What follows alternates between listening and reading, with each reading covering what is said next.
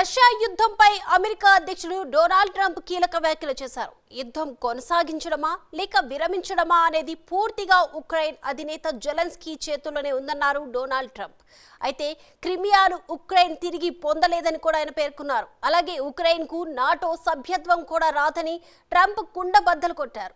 టోటల్గా యుద్ధానికి సంబంధించి అంతిమ నిర్ణయం తీసుకోవాల్సింది జెలెన్స్కీనే అని స్పష్టం చేశారు డొనాల్డ్ ట్రంప్.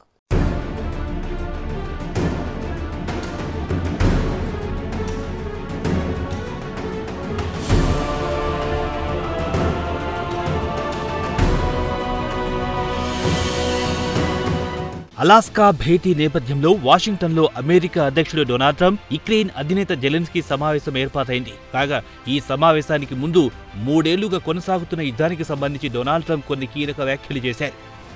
యుద్ధ విరమణ అనేది పూర్తిగా యుక్రెయిన్ అధినేత జెలెన్స్కీ చేతుల్లోనే ఉందన్నారు. రష్యాతో యుద్ధాన్ని కొనసాగించాలా లేక విరమించాలా అనేది తేల్చుకోవాల్సింది జెలెన్స్కీయేనని ట్రంప్ వ్యాఖ్యానించారు. ఈ విషయంలో తానేమీ చెయ్యలేరనే అర్థంలో డొనాల్డ్ ట్రంప్ మాట్లాడారు.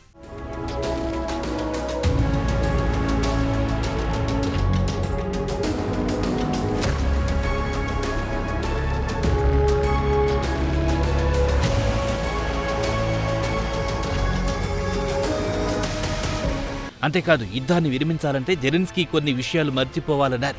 రష్యా నుంచి క్రిమియాను తిరిగి యుక్రెయిన్ పొందడం అసాధ్యమన్నారు. క్రిమియా అనేది ఒక ముగిసిపోయిన అధ్యాయమని ట్రంప్ వ్యాఖ్యానించారు.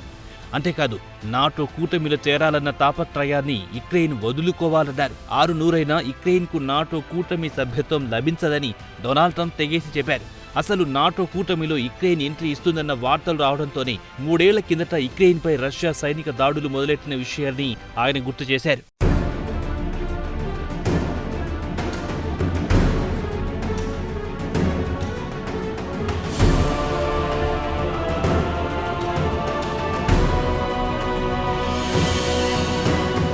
ఇదిలా ఉంటే రష్యా యుక్రెయిన్ యుద్ధానికి పరోక్షంగా నాటో కూటమియే కారణమంటారు అంతర్జాతీయ రాజకీయ పరిశీలకులు.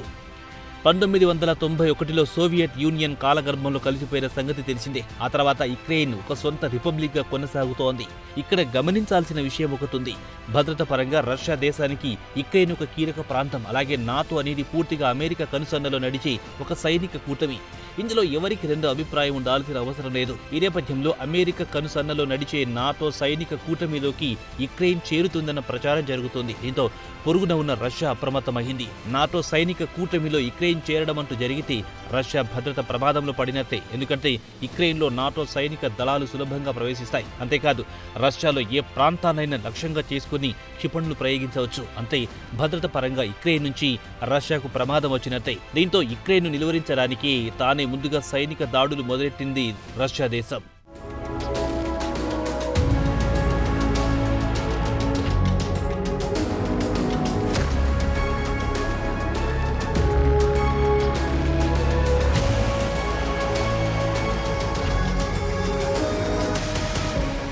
ఇదిలా ఉంటే యుద్ధ విరమణపై యుక్రెయిన్ అధినేత జెలెన్స్కీ కూడా కొన్ని ఆసక్తికరమైన వ్యాఖ్యలు చేశారు. యావత్ ప్రపంచం నమ్మేలా యుద్ధం ఆగిపోవాలని జెలెన్స్కీ వ్యాఖ్యానించారు.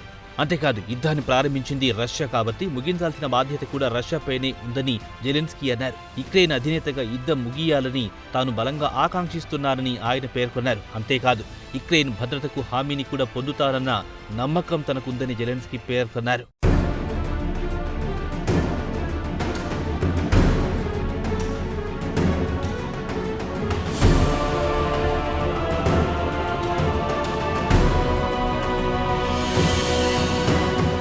కాగా గతంలో ట్రంప్ జెలెన్స్కీ భేటీ జరిగినప్పుడు వివాదం చెలరేగింది. దీంతో ఈసారి అటువంటి వివాదాలకు తావివ్వరాదని యూరోపియన్ యూనియన్ అలాగే నాటో కూటమి సభ్యదేశాల నేతలు డిసైడ్ అయ్యారు. దీంతో జెలెన్స్కీకి మద్దతుగా అనేక మంది దేశాధినేతలు వాషింగ్టన్కొచ్చారు.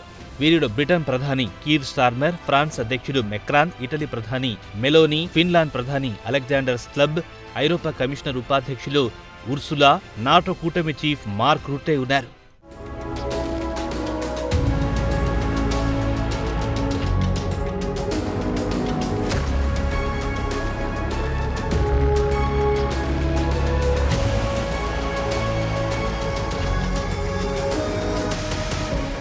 రష్యా యుక్రెయిన్ యుద్ధాన్ని ముగించడానికి ఈ నెల 15న అలాస్కాలో జరిగిన సమావేశం ఎటువంటి నిర్ణయం తీసుకోకుండానే ముగిసింది. ఈ నేపథ్యంలో మరో సమావేశానికి అమెరికా అధ్యక్షుడు డొనాల్డ్ ట్రంప్ సన్నాహాలు చేస్తున్నట్టు ఆ దేశ మీడియా వెల్లడించింది.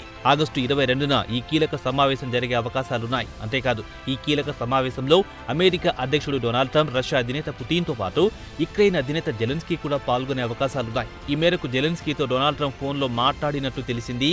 అంతేకాదు ఇదే విషయమై యూరోపియన్ నాయకులతో కూడా ట్రంప్ మాట్లాడినట్టు సమాచారం. కాగా త్రైపాక్షిక సమావేశానికి సంబంధించి డొనాల్డ్ ట్రంప్ చేసిన ప్రతిపాదన తమకు ఆమోదయోగ్యమేనన్నారు జెలెన్స్కీ. కీలక అంశాలపై చర్చించడానికి త్రైపాక్షిక సమావేశం ఒక మంచి వేదిక అవుతుందని ఆయన వెల్లడించారు. పరిస్థితులు చక్కదిద్దే సామర్థ్యం అమెరికా అధ్యక్షుడు డొనాల్డ్ ట్రంప్కే ఉందని జెలెన్స్కీ వ్యాఖ్యానించారు. ఏదేమైనా రష్యా ఉక్రెయిన్ యుద్ధం సాధ్యమైనంత త్వరగా ముగియాలని ప్రపంచ దేశాలు కోరుతున్నాయి.